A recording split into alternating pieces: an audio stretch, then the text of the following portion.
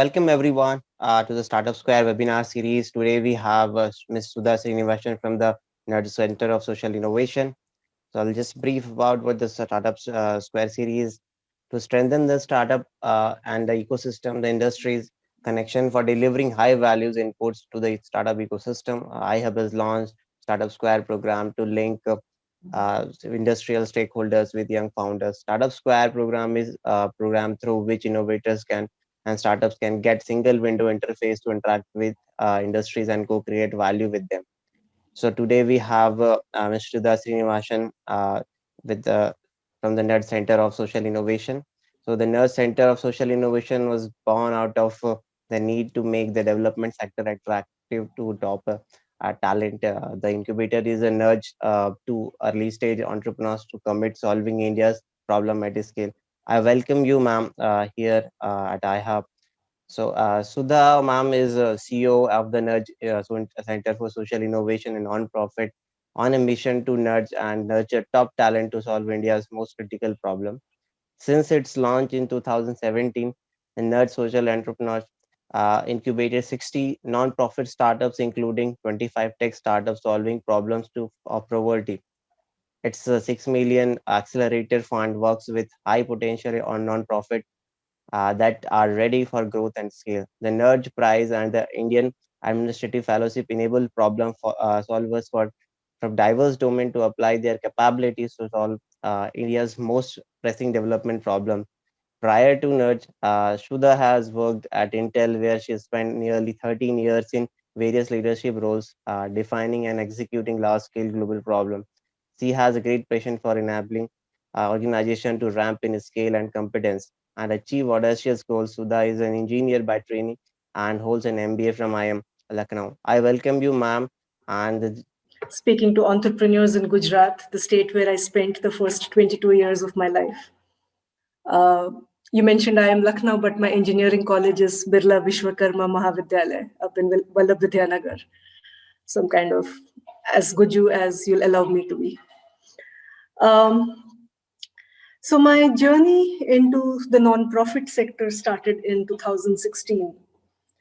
After 13 long years as Intel, as you mentioned, largely coming from the realization that technology has a lot to offer to improve the human condition, right? To solve problems of basic human needs, be it education or healthcare or sanitation or access to clean drinking water or affordable housing.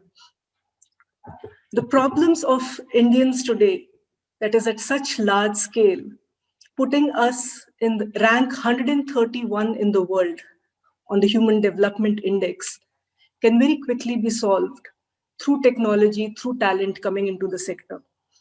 And this was an opportunity we saw in 2016 when we saw around us, the Nudge had started up as a non-profit in 2015, just a year prior. And we saw around us every sector of industry being disrupted by startups. And you should remember we are in Bangalore, often compared to Silicon Valley in terms of the startup ecosystem. There were unicorns being made. India's top talent was going to the startup ecosystem rather than to multinationals or manufacturing or other sectors. It had become very attractive to IITians, IIM grads. And the way our lives were being led were also changing, right? From the way you order food to plan your vacation. It was some startup that had disrupted that space and had created a completely different way and experience for the consumer and done that successfully.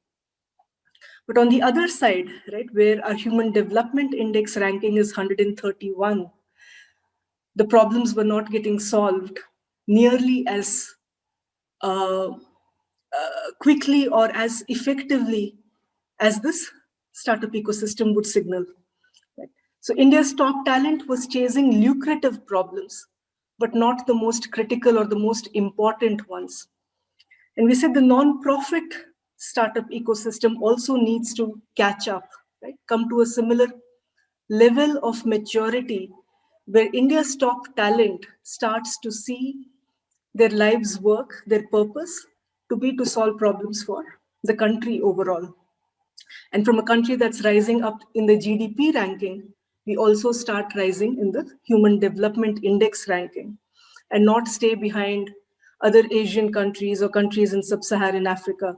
By the time it's 2030, and approaching the deadline to achieve our sustainable development goals, we as a country should have made sufficient progress. So that's kind of our founding motivation in starting an incubator and accelerator for early stage nonprofits. Right? The talent in this country coming to solve India's most critical developmental challenges is a necessity, right? It's not a choice anymore. The scale of the problems is just so large. No single organization or model or theory of change will get us to solutions in this time frame. So in stating our purpose, we said our purpose is to nudge and nurture top talent to solve the country's most critical problems. The sector itself needs to become aspirational. So we started our first cohort of 10 organizations solving very diverse problems of poverty in 2017. Since then, we have incubated, like Saurabh said, about 60 organizations. A year later, we created a track specifically for technology-based startups. Today, I'd like to share with you examples of what these startups are like, right? And I'm sure a lot of you have questions like, how do they sustain themselves? Are they only grant fed, or do they also have revenue streams? How do they achieve scale? Right? And these are all very important questions, and I'd like to walk you through a couple of their stories.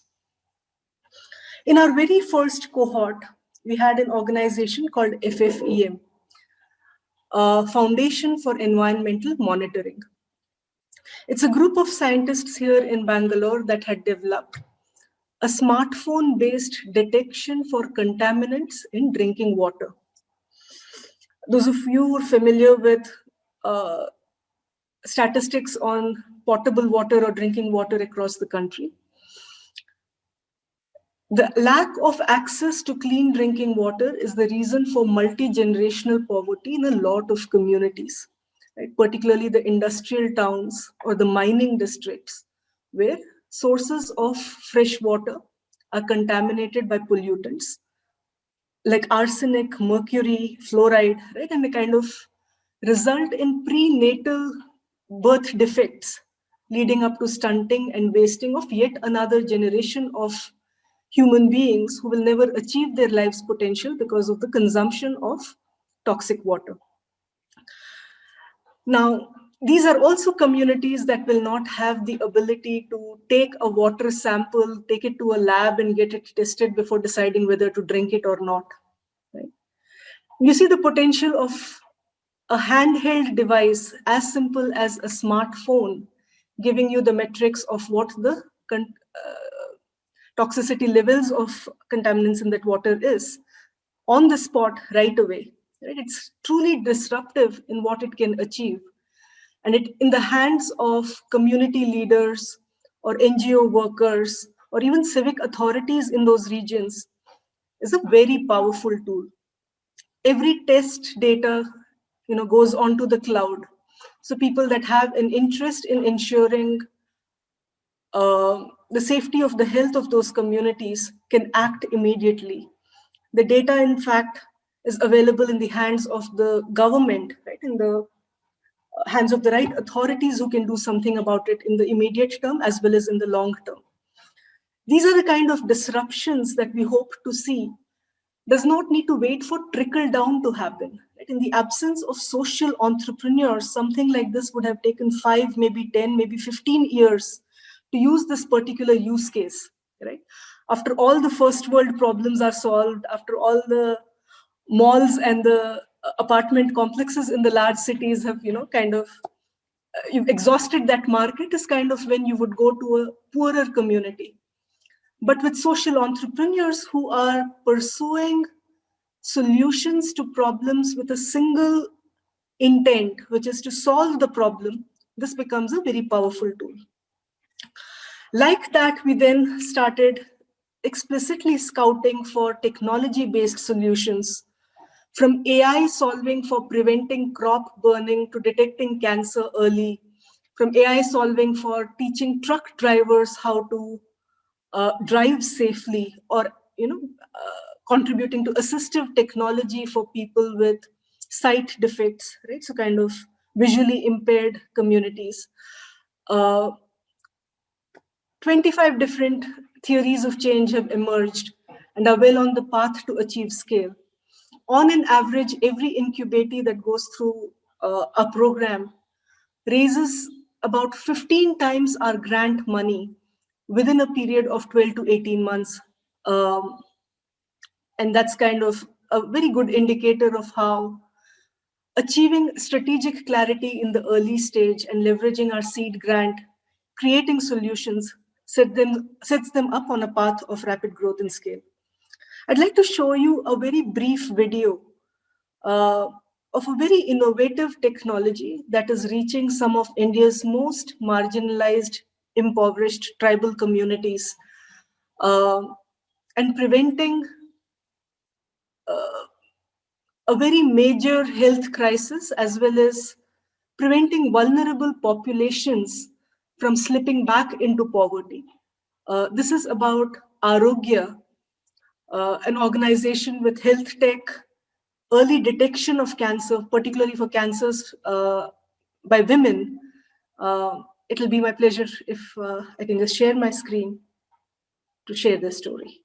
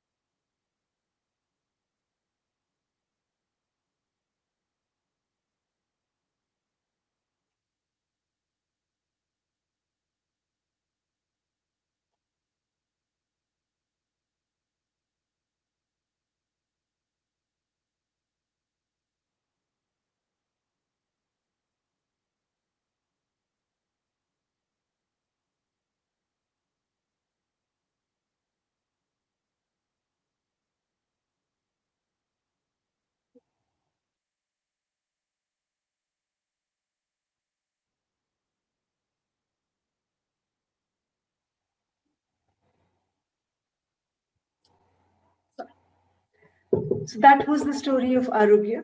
And you can see how you don't have to wait for multi-generational trickle down to happen for technology to reach the masses.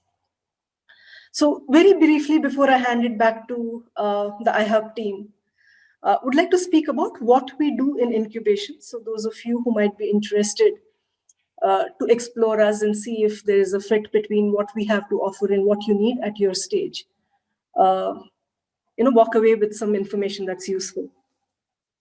So in a nutshell, we are looking for the most committed and capable social entrepreneurs to support in the stage that is pre-MVP.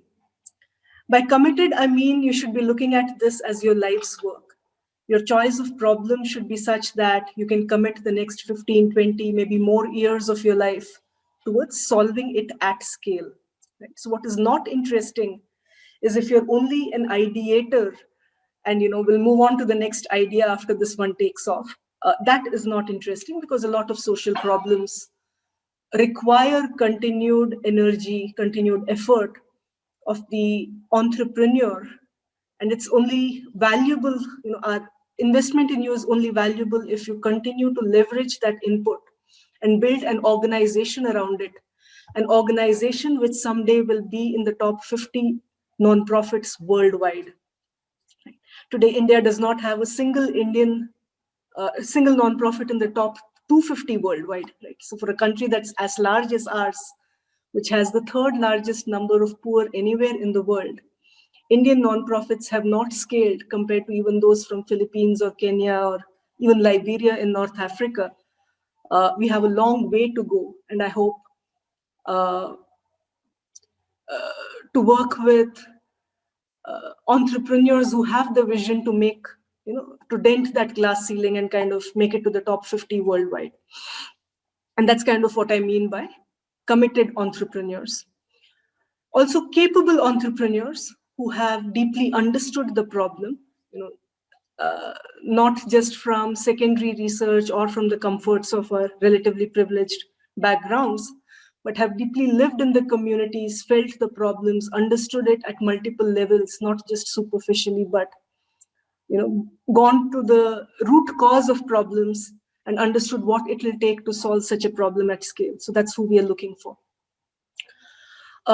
We have a very simple and efficient application process. We get around 1,000 applications every time we open up, but we narrow it down to the top 10 in just a period of 6 to 8 weeks through multiple rounds of business plan evaluations and interviews. At the start of the 6-month-long incubation program, which now I think in the next cycle will go up to 9 months, we kick you off with boot camps. And then you're mentored by some of India's most admired sector leaders. So people like Madhav Chavan, who's founder of Pratham, at one point India's largest nonprofit, is a mentor. Samit Ghosh, who's founder of Ujjivan, whose work has touched 10 million families across India, both rural and urban, is also a mentor. So these are some of the brightest minds who understand deeply what it takes to scale social solutions. And they'll spend up to an hour a week with the entrepreneurs for the period of 6 months. We offer a seed grant of 15 lakhs, which is unrestricted in nature. It is meant to be innovation capital, right? It is meant to be risk capital that helps you try out different things. And our expectation of you is to use it to really get a rhythm of experimentation, right? Trying out different things, see what works, take that forward, build out your platform, onboard your first customers, right? And kind of get to a point where the early signs of the scalability of the solution start to emerge in that 6-month period. My team supports entrepreneurs. So we have a portfolio manager that works with you very closely through the 6 months and removes roadblocks in your way, connects you to ecosystem partners who can effectively accelerate your journey. So success for us is if in this period, you can cover distance commensurate with perhaps 1.5 years, perhaps 2 years, right? What otherwise would take 2 years, because of incubation, you should cover within 6 months. And every week should be a period of time in which you feel like you have moved ahead and gotten closer to achieving the solution that becomes worthy of scaling up. All of this culminates in a large demo day where we invite downstream grant makers across CSRs, foundations, HNIs and UHNIs who can write personal checks. So basically this sorts you out for your fundraising needs for the immediate future. And when your organization turns 3 years old and you start becoming eligible to take institutional funding, you already have the momentum required and have the evidence of your model to show and be able to raise those larger grants. So that's kind of why the design is this way. So In conclusion, uh, being a non-profit startup is no different than being a for-profit startup, right? You need the same DNA, which is that of innovation, having a sense of urgency to solve these problems, because even as we're coming up with solutions, the problems themselves are growing, and the speed of solutions has to keep up with the speed of problems. And you also need the DNA of scale thinking. Right? India does not need more nonprofits. We already are a country with 2.5 million nonprofits. But we need nonprofits that can solve problems at scale. And that's our pursuit. Once the top talent comes in with this DNA and changes the brand of the nonprofit sector, right? The pace at which the country will start to see change on the ground, which is change for the better. The possibilities really go up, and it's particularly an interesting time today when the capital is there. The talent can just come in and unlock a lot more, and accelerate our journey as a country towards becoming a developed country. That's all I have for you. Thank you. Thank you, madam, for curating all those nudge initiatives in a line and sharing your thoughts on how the nudge is taking forward the social entrepreneurship and non-profit organizations ahead. We have some questions for you, so I would like to share with you. So, moving ahead, so we have some questions. So, what are the special things social entrepreneurs needs to plan while taking off for long-term sustainability? Yes, so there's two things on sustainability. The first is your own sustainability as an organization, and the other is the sustainability of the change that you're trying to make on the ground. Right? The second is more important, as not that the first isn't, but let's talk about the second one first. What we have seen as sustainable change comes when there are three ingredients to it. The first is that it is co-developed with all stakeholders in that change, right? So if you sit in your own office and come up with a model, come up with the technology and hope that it will get adopted, like in any other model where without customer input, such a solution is unlikely to scale up, it's the same in the social sector as well, right? And your customer in this case is the communities that you're out to serve. So as much as their input you have into the design, as much as it is participative in nature, right, and brings in all stakeholders together, the likelihood of creating scalable solutions really goes up. The second ingredient for sustainable change is building agency in those customers. So at any point in the future, when the results start to show, the change is achieved, you should be able to step out of that equation. Right? If you have truly built agency in the communities, the change will continue. The community will take your work forward. You will no longer be required. And success for most social organizations is to become obsolete, right? To go out of business. That's when the problem is truly solved. The third ingredient for sustainable change to happen, particularly at scale, is to have the pathways to scale, be achieved through a long-term partner, right? So for instance, in a lot of social problems, that partner is the state, right? The government. Eventual continuity of good work happens when it becomes an integral part of the government's design or the government's plan for that area. And we saw that through the pandemic, a lot of organizations, for instance, that had built education platforms could actually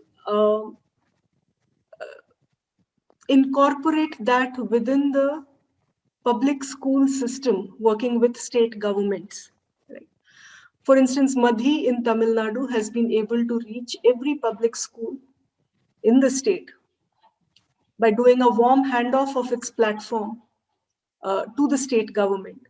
And that's now the de facto technology that drives the delivery of quality content to teachers and students in that system. So kind of designing for that, having that pathway to scale and sustainable change, even like at the start of your journey, right? Having that model in place is a very important attribute. Now, on the sustainability of your organization, I think that is very situational, again, based on your business model.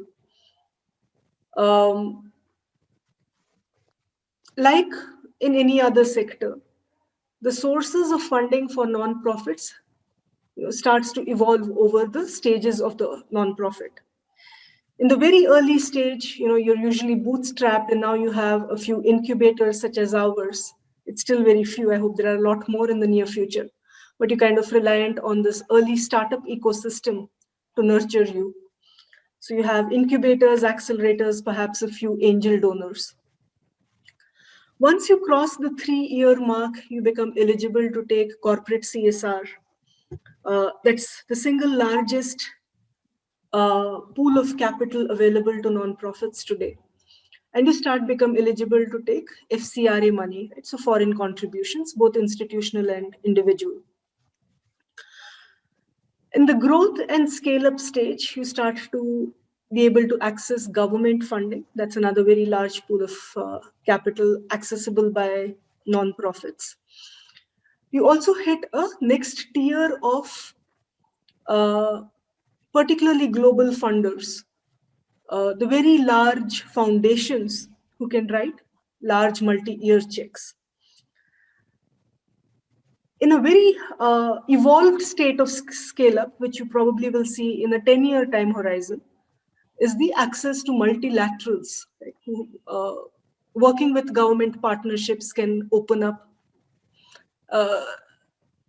the scale appropriate pools of capital and make it viable for nonprofits to reach population scale target audiences. So that's kind of how the path emerges, and the sustainability of the nonprofit work itself is ensured by a philanthropic donor ecosystem. So coming up next, we have second questions with you. So how is social this entrepreneur scenario is working in the global ecosystem, and this how is impact investment works at national and global level? Can you help me understand the distinction between domestic and global? So the investment purpose of impact investment which is going on at India level and or outside India level. So how both are working, the scenarios of both. So globally, of course, the regulations, it's not one thing that is global, right? I mean, every country has its own set of regulatory environment under which for-profits and non-profits function. But on an average, right, across the Western world in particular, an organization is a non-profit if it puts back its surplus revenues into its own work, right, and does not give it out as dividends to its shareholders. That's a very simple definition of being a non-profit, which means the restrictions on the non-profit to have revenue streams and kind of recover part of its costs from its customers are not there, right? A lot of nonprofits globally do have those revenue streams, and hence their sustainability and their scale follows a different journey. There are also a very different set of rules governing philanthropy, right? So you have very evolved instruments like donor advised funds, the way foundations can be set up with personal philanthropic endowments. The rules governing all of these are very different in the Western world. One sees that access to capital has not historically been as big a barrier there as it has been here in India. And for that simple reason, you see a very high density of non-profits, and a lot of them have scaled. Right? As I was saying earlier, one of the reasons our Indian non-profits have not made it to the top 100 worldwide, despite the size of our problems having been just so large, is because before CSR law came in, this kind of capital itself was unavailable. And even post CSR law, we are still continuing to be regulated very closely. There are restrictions, very hard restrictions on how much revenue can be generated by a non-profit. The tax exempt status of 12A and 80G can only come in if a bunch of conditions are met in terms of the volume of revenue as well as the sources of revenue. And now additionally, you have GST and other laws that apply, even if income tax regulation is a little relaxed in terms of for non-profits. Right? So the threshold for GST is 20,000 rupees. It's not even material that way. So just the evolution of the sector has been very different globally versus in India. That said, a lot of interesting experiments and trends are emerging. There's a whole performance-linked or outcome-linked bonds that are starting to emerge. I think we've had one notable one from Educate Girls, but I know there are players in the sector deeply evaluating others to kind of see if impact bonds can be the way to be the gap funding before government programs can start picking up the costs of the nonprofits' work on the ground. Very little, perhaps even very late, but still a pattern that's starting to emerge in the sector. The other notable opportunity is what in the last year's budget, the finance minister, Ms. Nirmala Sitharaman, had floated as the social stock exchange. And a lot of work has happened since then to give shape to that vision. When that happens, there's a very strong likelihood of a discovery platform that bubbles up highly effective models and helps a broader section of donors to kind of start engaging with the work of nonprofits. I'm very optimistic about the potential of that initiative as well. We have a couple of other questions with us. So how do you see scenario of tech-enabled for-profit social enterprise? For-profit social enterprises are probably a little farther along in terms of the ecosystem is definitely a little farther along than it is for non-profits. I see in my mind it as a continuum of purpose, right? So non-profits address markets where there is no money to be made, right? And you need this very singular focus on impact and say, here's a problem to be solved, we'll solve it. But it'll run on philanthropic capital, not investments. And please do not expect your grant money back. So it's almost entirely grant-fed initiatives, but initiatives that nonetheless will solve the problem and move the needle on it. Then comes the social enterprises where you see your net contributions as the sum of your financial returns plus social returns and possibly environmental returns also. And your investors value all three. Right? And you look at the total and not just the financial component. That is a very large space, and amazing work is happening there through large funds like Avishkar and the Bharat Innovation Fund, so many that have come up in recent years that have brought impact back into the discussion in a very meaningful way. And even there, you have earlier stage incubators like Willgrow or Ankur Capital in agriculture as a seed fund that takes funds on very early stage ideas and helps them grow. Sectors like agriculture, like handicrafts, are particularly well aligned with this kind of working, which is a for-profit social enterprise, because you're in the flow of money in a way. Right? So you're increasing the income of the farmer, and therefore that increase in income has the potential to cover your costs as well. So you need not be exclusively grant fed for your OPEX, although your capital needs may have a component of grants fulfilling that need. And then come your businesses. And even among businesses, you have socially conscious businesses which say uh, that while I'm there to get the most return on my financial investments, I equally care about positive social outcomes.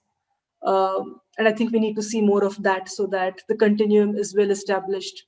And all three pillars of society, Samaj, Sarkar, and Bazaar, come together to solve India's most critical problems.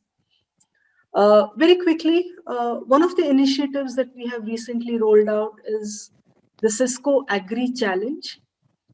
It is for agri entrepreneurs, right? Not just agri-tech, but overall agri and entrepreneurs. And there we have opened it up for both for-profit and non-profit. So if you're working in agriculture, do check out prize.thenudge.org. It's a grand challenge with prize money up to 2 crores. But more importantly, in 1 year, you'll achieve 2, perhaps 3 years worth of distance, because a very large ecosystem is coming together to accelerate your go-to-market, your early fundraising, your search for talent, your search for advice and knowledge and expertise. So running as a challenge for 1 year, we hope this is a platform for agri-tech to really take off for farmer-centric innovations with 10 million potential. So that's who we are looking for today, and that's both for-profit and non-profit startups.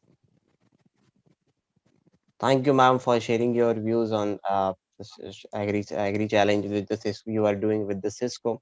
So coming into that, how the startups are going to be get benefited with both of your involvements, like Cisco is involved and Nudge is involved. So how the startups is going to get benefited out of this program, and whenever you do such kind of program, what is the impact in the startups they get, the founders, the team?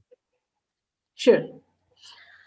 So the Cisco Agri Challenge is set up as a inducement prize, right? So it's an inducement challenge where, unlike incubator, where we require that you should have already set up your non-profit and you should be close to achieving your minimum viable product, here we are saying you can come in as early as at an idea stage. So the first 3 months of the year-long challenge are in helping you get validation for your idea itself. So we'll, through our network of partners, and you can kind of check out the whole list of partners on prize.thenudge.org. We will offer a deeply experiential immersion in the value chains that you want to address, to understand the problem at the next level of detail and complexity, and come up with your iterations on your solutions. Based on the clarity of the contestants on what their solution needs to be, we'll have a short list of the top 20 organizations with whom we'll work for the subsequent 9 months. During these 9 months, we have a lot of hand-holding from leading agricultural universities like Wageningen, based in Netherlands, which will bring in knowledge of what has worked in other continents, like IRMA from Gujarat, that will bring in context-sensitive, context-aware knowledge and deep insights from several decades of work in agriculture. We have a lot of agricultural universities across the country fulfilling that role, including PJT SAU from Telangana, which will also offer go-to-market support. IIM Bangalore's NSR cell will play a key role and also incubate the winners of the challenge in addition to the grant that we give as prize money. For the top 20, we will also hold a series of pitch days and demo days at various stages, during which we hope the contestants will raise far more money than the prize money at the end of the challenge directly from investors in agritech. It will also have an element of mainstream media, so television coverage, coverage in social media and print media, that will help you get this platform to reach out to a much larger audience. Right? So one of the goals of this whole challenge is to make agritech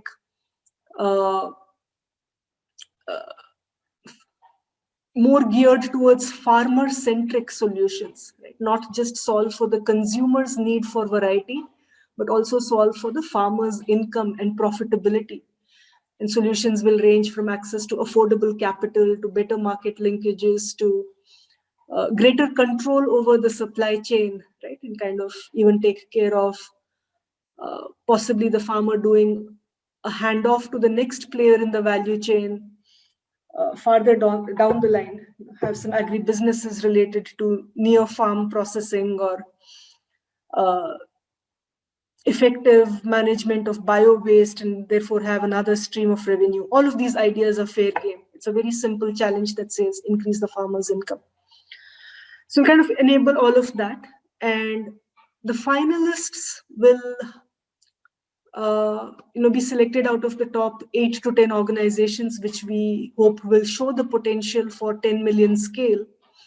And then there'll be downstream support to help them access larger pools of capital, as well as other partnerships required to take their idea to the potential 10 million. It's kind of how we've designed the Cisco Agri Challenge. Cisco's going to be playing a very critical role, not just as the sponsor for this prize, which they are, but as in the past, Cisco employees will also offer technical support. It's an amazing pool of individuals who are highly socially conscious. In the past, for our incubator, they've worked hand in hand with the CTOs of the company, and I expect the same to happen with the top 20 organizations in this challenge as well. So think of this as a support system of friends that want to make you successful and have deep skin in the game to make farmer-centric solutions a reality in this country.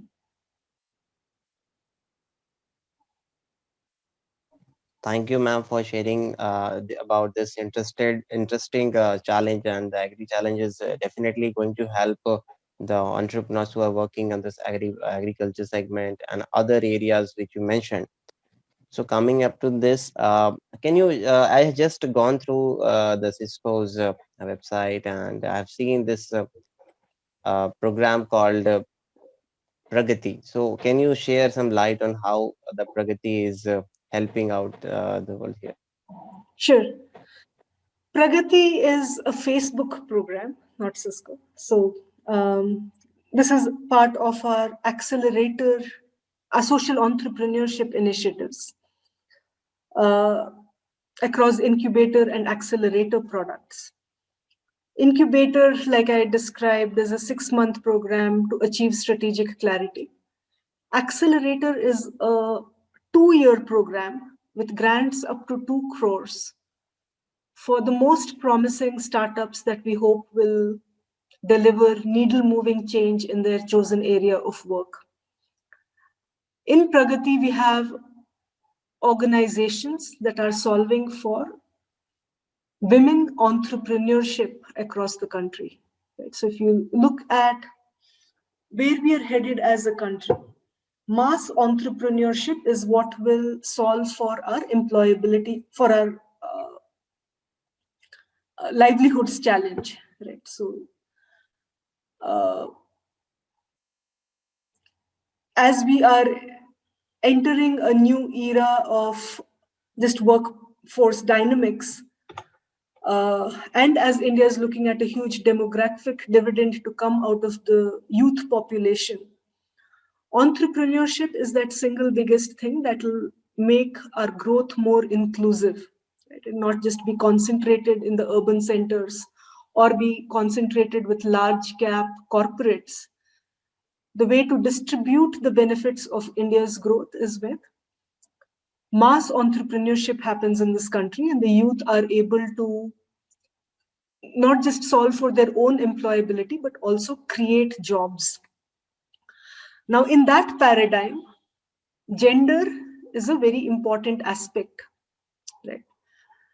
The young Indian woman today has a bit of a handicap in the sense that the ecosystem's maturity in being gender neutral has been a challenge. Right? So it's far harder for a woman entrepreneur, particularly at the grassroots, actually at all levels, to gain access to capital, to gain access to a network that will kind of create a peer group uh, where you push each other forward, uh, access to insights and knowledge and kind of mentoring required to overcome challenges today, which are very gender specific. Our society is far from being gender neutral, so even entrepreneurship, you start to see, starts to fail the Indian young woman. And that's the specific problem we are trying to solve through Pragati. To create means for young women in India's villages, small towns, to be able to dream big and achieve their potential, become job creators, and be that powerful force that the economy needs them to be. In that program, we have incubated and supported 4 organizations at various stages. And each one of them has a wonderful story to tell, is showing amazing promise. We're very excited about how that will shape up in the coming years. Thank you, ma'am, for sharing this wonderful initiative, Pragati, and how you are enabling the women entrepreneurs and the entrepreneurs organizations driven by the women social innovators.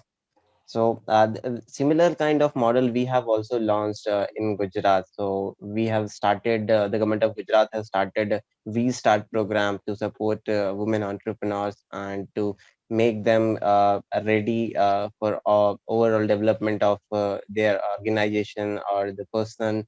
So we are taking this initiative as well. And recently we had an MOU with the government of Telangana. So T Hub is also helping us in taking forward this. So That's awesome. moving, yes. So moving ahead, I have a few more questions with you just before finishing up this. So so how the nerds help in setting initial for if the startup is in the initial stage, so how the nerds help them in getting initial customer or user, or if the someone is working with the government, so B2G process, how it works with in association with nerds. Our entrepreneurs come from all across the country, right? So most of them start up to solve specific problems in the geography, where they are based out of. In our cohorts, we've had entrepreneurs come from Kishanganj, Bihar, or Kendrapada, Orissa. Or, I cannot think of someone from Gujarat. I'm probably just blanking out. So their connect to the communities is almost pre-existing when they come to us. And a big part of our support in the 6 months journey is to be able to zoom out and say, how can you now design this to reach communities anywhere, right? So how can you make your solution sufficiently context agnostic and replicable? And that's the process of mentoring that happens. through people like Madhav Samit that I mentioned, but there are people like Sanjay Purohit, Shankar Marwada, who have designed societal platforms and taken it to not just national but international scale, right? So platform like Diksha that came out of Ekstep, that Shankar leads. Sanjay is involved in a lot of societal platforms that have enabled technology to become sufficiently context agnostic, while deriving context from its distribution through other partners, right, and other participants on the platform. That's one model of change through technology, but there are other models as well. And the process of incubation and mentoring kind of helps the entrepreneurs achieve that strategic clarity. I also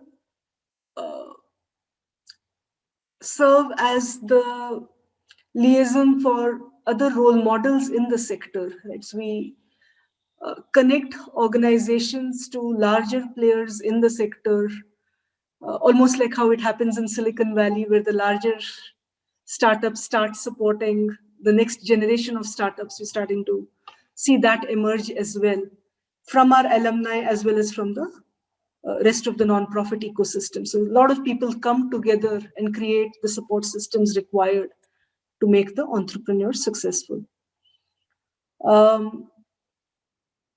In terms of linkages to government, that was the second part of your question. In the past, it happened through personal connects. A lot of our mentors would bring out their Rolodex and connect to retired bureaucrats or in-service bureaucrats within their networks and open doors for our entrepreneurs. But now we are starting to take a very structured approach to it, since we became an Atal Incubation Center. Right, the Atal Innovation Mission has opened up a lot of channels for us. Niti Aayog has, kind of, and partners like yourself, and I hope we start our journey of working together in a similar direction. We've also launched the Indian Administrative Fellowship, where fellows will work with principal secretaries within the government at various state governments. We'll announce our first state in the next couple of days. In fact, it's very close to launch.